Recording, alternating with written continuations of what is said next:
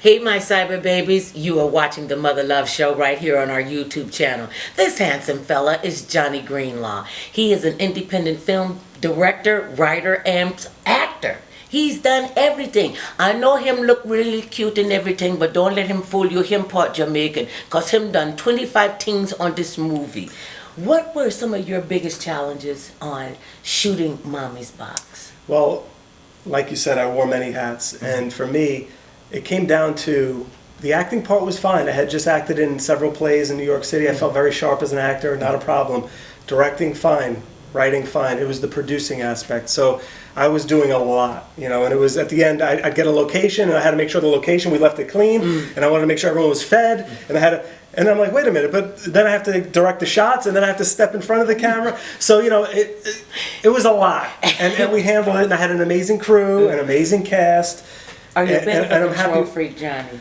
No, maybe, you took too long. I heard the nanosecond. No, you're a control freak. Yeah. Maybe when it comes to my own stuff, if I'm working with someone else on their thing, I know my place. But yeah, I think on this project, I did need to control a lot of it. Was it because it's your first scripted piece? I think that was part of it, but I also think because we were working on a tight budget, so I didn't have the full crew that I really needed. I was also, bringing in props, and I'm like, "Where's my prop guy?" I'm like, "Oh wait, that's me." Been there, done that. Just went through that. Right. I'm hauling food and running lines. Right. I'm putting up tables and running lines. Right. I'm setting out craft service, and Mother Love, it's your turn. Your picture's up, and I'm like, "Okay, wait a minute, let me get the sweat off." Okay. Makeup. Where's makeup? Yeah. You are makeup. Yeah, exactly. Hold on, let me do my own thing. So it was. Any hole, any gap, I had to fill. Right. And I had a great crew and amazing people working with us, but it wasn't enough. And that came down to money, So at the end of the day, it comes down to money. And let me just, as a word to the wise, don't ever if you ever decide to go to the big studios, don't ever let them know you could do it for $5.58. No. Because they were like, well, he could CGI and he could do craft services and we'll just give you a check over here. And, can you do the wardrobe? I mean, I'm in there. I'm bringing the steamer. I'm doing wardrobe. I'm doing hair. Those days are over. Those days are over. Listen, done.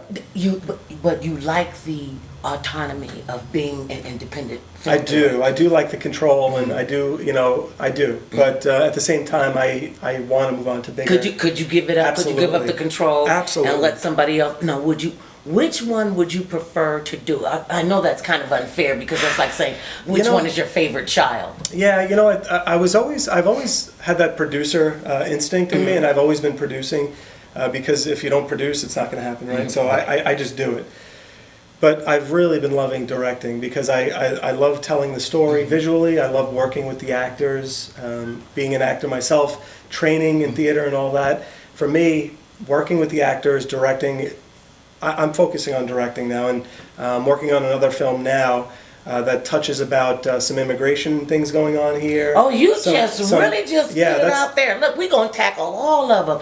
You also are a documentary filmmaker. That's right. Let's talk about that for a moment. Yeah, so I have a film called Finding Francis. It was released a few years back. It's available now on Amazon, iTunes, and all that. And that won some awards at festivals as well, and that dealt with a man who was dying of cancer, and his last wish was to hit the streets of New York City and help people for nothing in return. And it ended up healing his soul. It's a really beautiful film. And would you say that Mommy's Box is a beautiful film as well? It is. Tell people why they should come out and see this film. Well, I think you should come out to see this film. First of all, it's very entertaining. I mean, the actors did a tremendous job. Carly Brooke is the lead actress in this, and she's a singer, and she sings in the film. It's about a guy in the music business as well, and so she's singing in the film. And so, you're showcasing everybody's talent. And you've got Bill Servino in it from the Servino family. Played my brother in the film. He did a tremendous job. Paulo Coelho did the soundtrack. Tremendous musician. He did original songs. He toured with Gavin DeGraw and Lenny Kravitz. So, I mean, it's got a pedigree, the film. It's entertaining. There are life lessons in there. I think you'll walk away satisfied. You'll feel emotional about it. You'll want to go home and hug your mother. I want to go home. I wish I could go Hug and your mother. Since I can't hug my mother, you hug this mother. Thank you so much, Johnny Mother Greenlaw, love. for coming in and sharing your story. Go see Mommy's Box at Arena Cinema this Friday coming up. And babies, remember, no matter how big or tall, short or small, thick or thin, it matters not what skin you're in. Everybody needs some mother love now and then. Peace, babies.